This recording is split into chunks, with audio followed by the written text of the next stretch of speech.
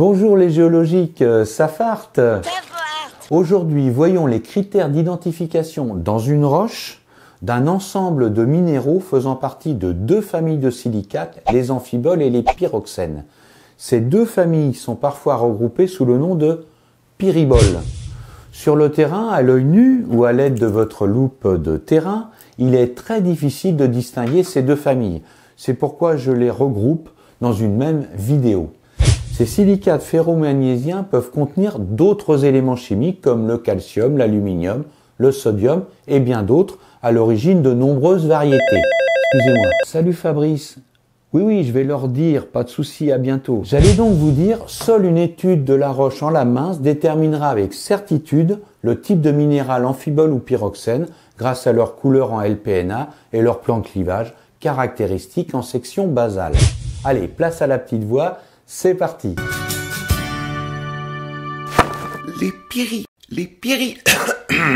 Les pyriboles se présentent sous une forme automorphe, allongée, prismatique, le plus souvent en baguette, en aiguille ou même en fibre chez les amphiboles.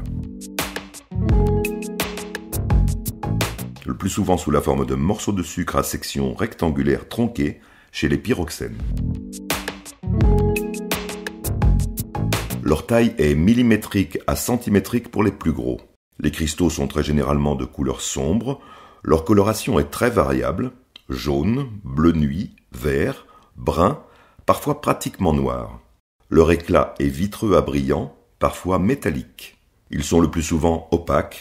Ils se fracturent sous la forme de cassures irrégulières ou esquilleuses, c'est-à-dire sous forme de petits fragments. Les clivages pourtant caractéristiques sont peu distincts en général. Leur dureté se situe entre 5 à 7. Ils ne rayent pas le verre ou très difficilement. Macles difficiles à voir en macroscopie dans une roche. Pas d'effervescence à l'acide chlorhydrique.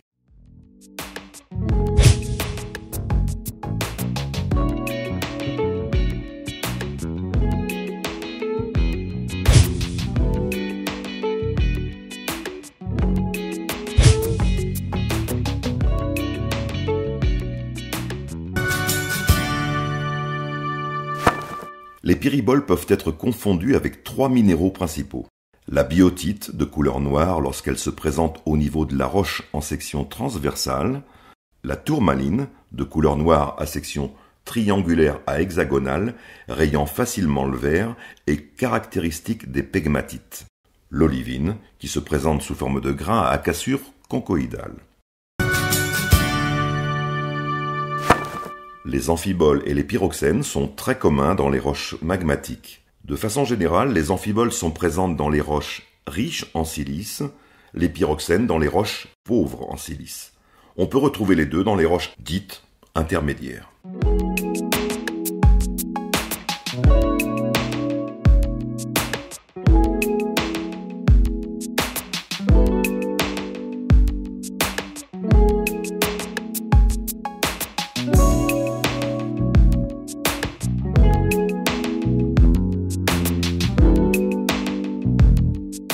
Les amphiboles, minéraux hydratés, se retrouvent très fréquemment dans les roches métamorphiques de zones de subduction. Ceci est le cas de la hornblende, bon minéral indicateur d'un métamorphisme hydrothermal d'expansion océanique, du glaucophane, bon minéral indicateur d'un métamorphisme haute pression, basse température de subduction. C'est aussi le cas de la jadéite, qui est un pyroxène caractéristique des éclogites.